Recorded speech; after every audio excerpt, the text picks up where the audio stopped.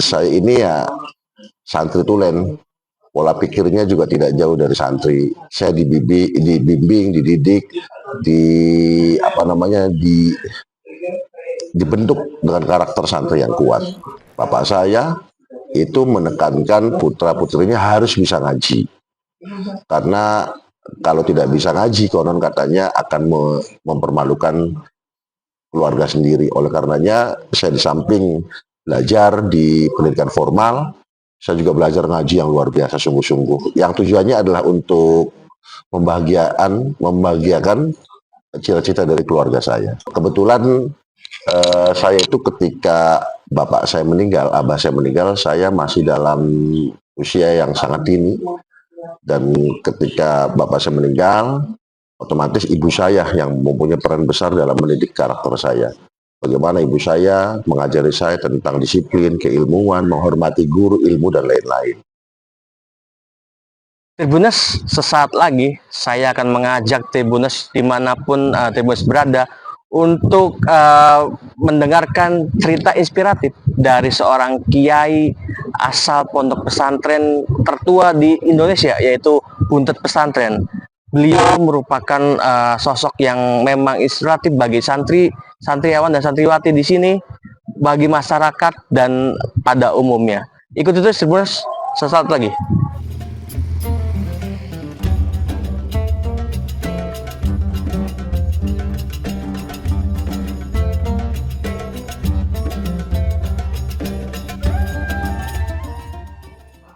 Bisa diceritakan bagaimana masa kecil Pak Kiai di lingkungan Buntet Pesantren dan nilai apa yang paling membekas sejak kecil? Terima kasih Mas Eki. Dari kecil memang saya terdidik dari lingkungan pesantren yang notabene dikenal sebagai lingkungan ngaji, santri. Saya pertama kali dididik tentunya oleh keluarga sendiri, di samping dengan saya pun dititipkan ke saudara-saudara yang lain. Jadi pada umumnya kalau di Buntet itu dulu, di samping putranya itu dididik oleh bapaknya, kakaknya juga dititipkan ke yang lain. Oleh karenanya saya ini ya santri tulen, pola pikirnya juga tidak jauh dari santri. Saya dibimbing, dididik, dibentuk dengan karakter santri yang kuat. Apakah memang sejak kecil sudah diarahkan untuk menjadi penerus pesantren atau memang ada cita-cita lain waktu itu? Wah ya pasti, seorang ayah yang mempunyai pesantren tentunya mengharapkan putra-putrinya juga bisa meneruskan apa yang beliau lakukan. Begitupun dengan keluarga kami. Di keluarga kami sangat kuat sekali. Bapak saya itu menekankan putra-putrinya harus bisa ngaji. Karena kalau tidak bisa ngaji, konon katanya akan mempermalukan keluarga sendiri. Oleh karenanya, saya di samping belajar di pendidikan formal, saya juga belajar ngaji yang luar biasa sungguh-sungguh. Yang tujuannya adalah untuk membahagiakan cita-cita dari keluarga saya.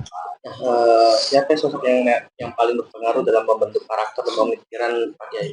Ya tentunya keluarga ya. Kebetulan saya itu ketika bapak saya meninggal, abah saya meninggal, saya masih dalam usia yang sangat dini. Dan ketika bapak saya meninggal, otomatis ibu saya yang mempunyai peran besar dalam mendidik karakter saya. Bagaimana ibu saya mengajari saya tentang disiplin, keilmuan, menghormati guru, ilmu, dan lain-lain. Jadi ibu bagi saya. Di samping juga bapak. Lalu bagaimana perjalanan pendidikan Pak Kiai baik di pesantren maupun pendidikan formal? Ini yang jadi PR terberat saya. Karena apa? Karena saya itu harus dituntut menguasai dua ilmu pengetahuan yang berbeda. Yang pertama adalah pendidikan formal, yang kedua adalah pendidikan pesantrenan. Dari pendidikan formal, saya umum dengan yang lainnya. Saya sekolah SD, MTS di Buntet, Man Buntet, lalu saya meneruskan di perguruan tinggi di Cirebon, ya Cirebon, jurusan bahasa Arab.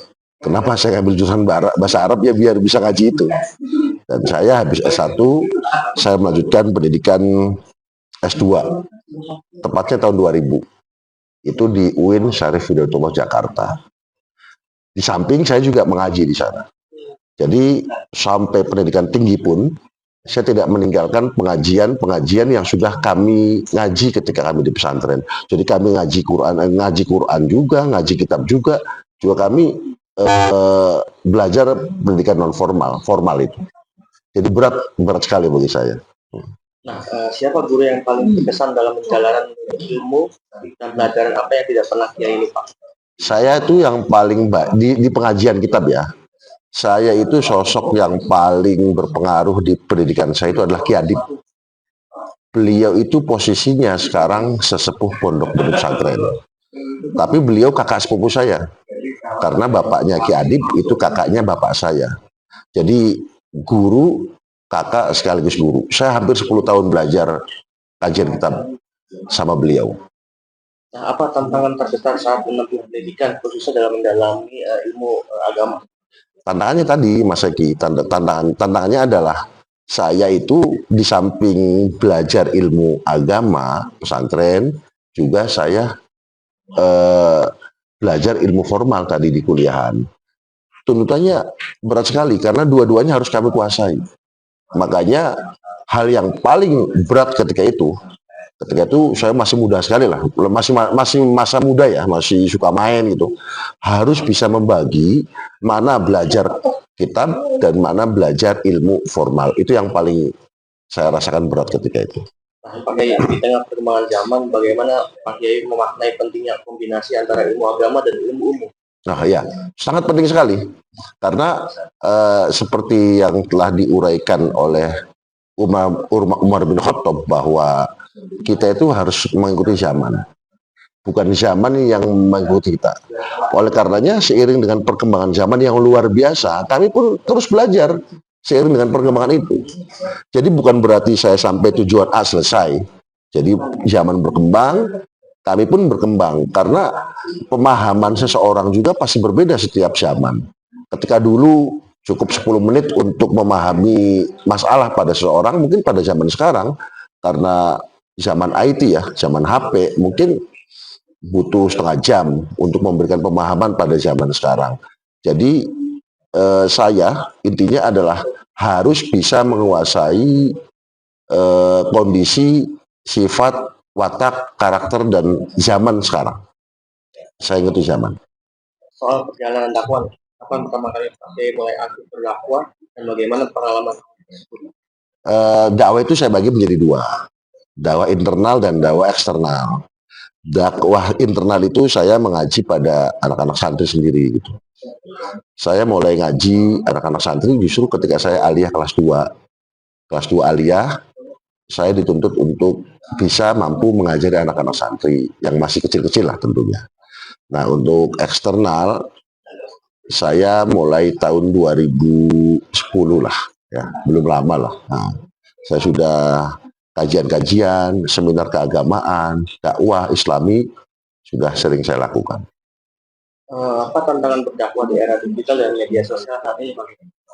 Tantangannya jelas banyak sekali.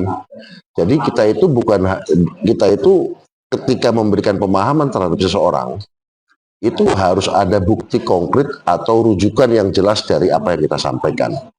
Berbeda dengan zaman dulu ya. Jadi ketika seorang kiai ngomong A selesai.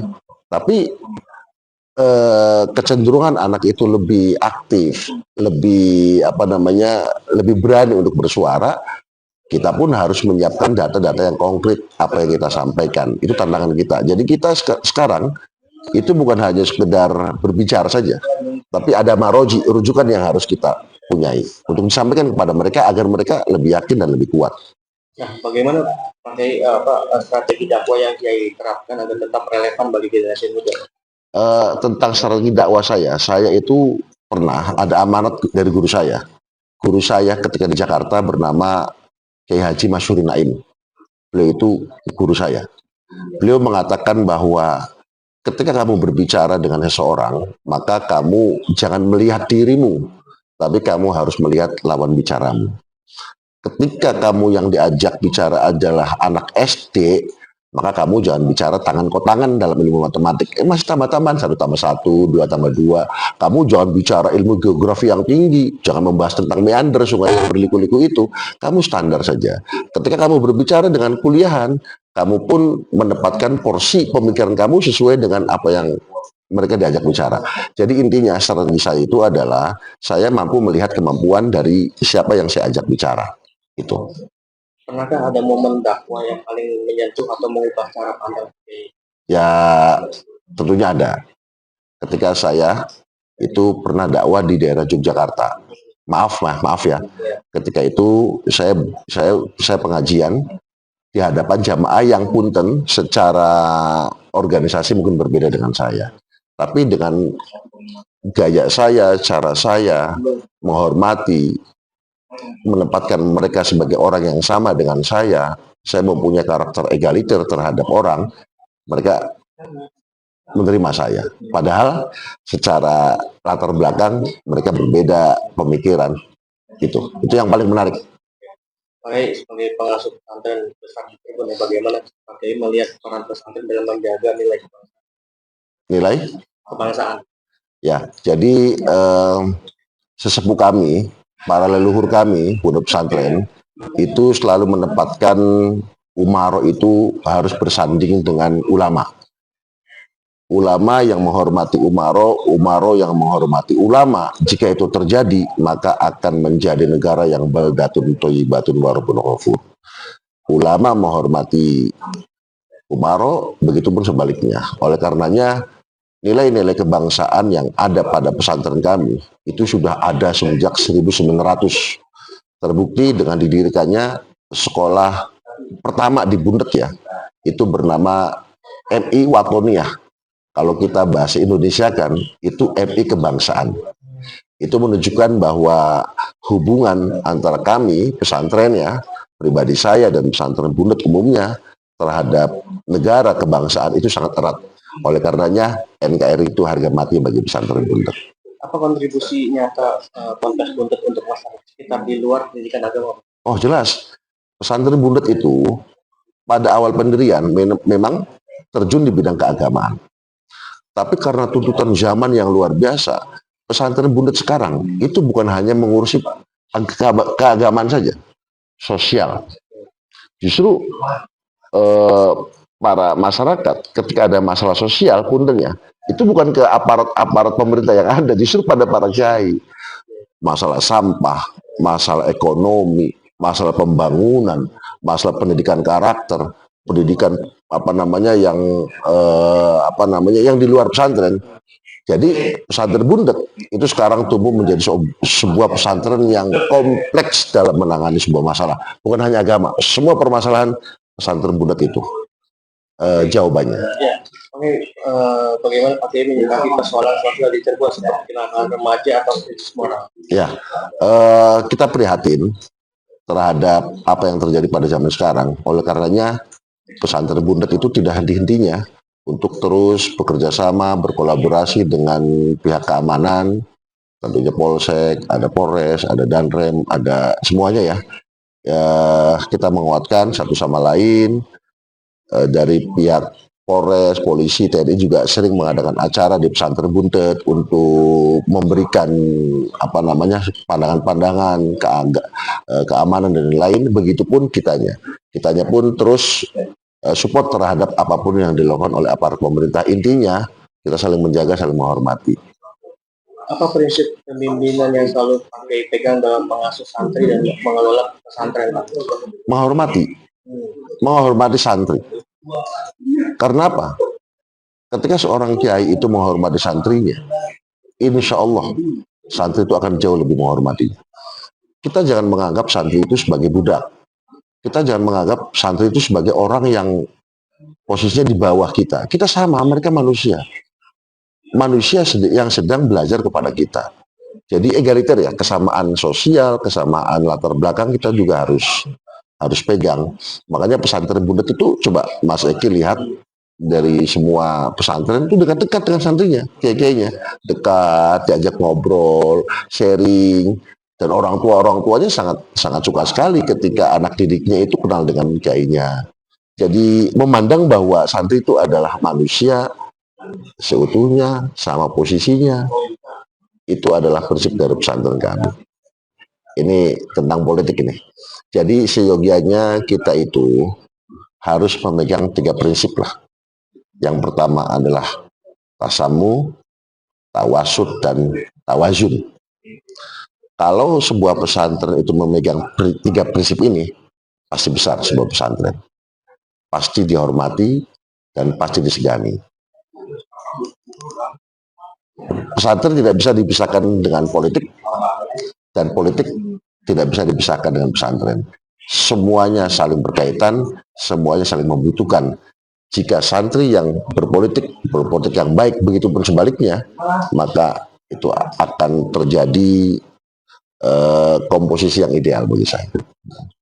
Apa pesan Pak Kiai untuk generasi muda Cirebon yang sedang mencari jati diri, Pak? Saya itu pernah membaca sebuah buku yang mengatakan bahwa salah satu cara terbaik untuk menjadi orang itu adalah dengan membaca. Iqra. Dalam buku Membumikan Al-Quran karangan Qurra Shihab, di sana diterangkan makna Iqra itu mempunyai 6. Iqra ada memahami, mencermati, dan semuanya. Pesan saya untuk menjadi orang yang berkarakter, untuk menjadi orang yang hebat, maka dari awal harus suka membaca. Dengan membaca, orang itu akan mampu menguasai semuanya. Terakhir ya Pak Kiai. Ya. Jika melihat perjalanan hidup Pak Kiai ini sejauh ini, apa pelajaran terpenting yang ingin diwariskan kepada santri dan masyarakat? Akhlak. Akhlak. Menurut saya, akhlak itu segalanya. Akhlak itu di atas segalanya. Artinya, ketika orang itu punya akhlak, punya adab, maka semuanya akan mengikuti. Tapi kalau kita, sepintar apapun kita, sehebat apapun kita, tapi tidak mempunyai akhlak dan adab, maka akan runtuh. Fantazirus sa'ah, maka akan tunggu kehancurannya. Oleh karenanya, saya pesan kepada santri-santri kami, budak pesantren, punyailah akhlak, adab, insya Allah akan mulia hidupnya. Ya, Tribuners, tadi kita sudah sama-sama mendengarkan cerita inspiratif dari Kiai Lutfi yang menceritakan bagaimana beliau perjalanan dia dari sejak kecil, terus lalu perjalanan dia berdakwah, lalu juga dia melakukan pendidikan dari bawah sampai hingga saat ini. Ikuti terus Tribuners di cerita-cerita inspiratif lainnya bersama saya Eki Yulianto dari Cirebon, Jawa Barat. Download Tribun X sekarang, menghadirkan lokal menjadi Indonesia.